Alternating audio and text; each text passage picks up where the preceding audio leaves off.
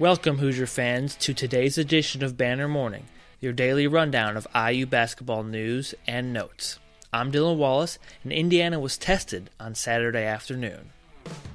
In the second game of the season, Portland State brought the fight to the Hoosiers in Simon Skjodt Assembly Hall.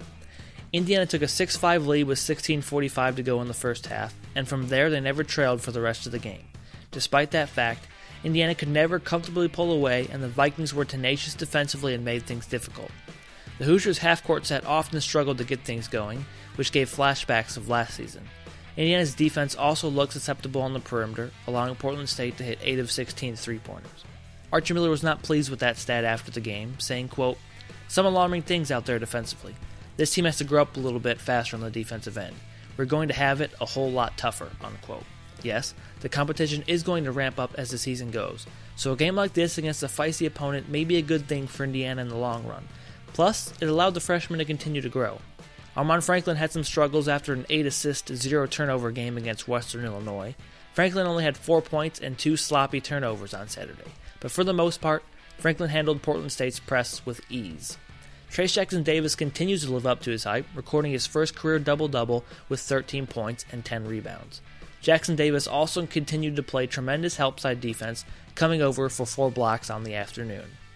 Then there's IU's redshirt freshman, who was basically like a true freshman from not playing at all last year. Jerome Hunter finally got into a rhythm as he hit back-to-back three-pointers to close out the first half. He finished with 9 points on 3 of 6 shooting in his 15 minutes.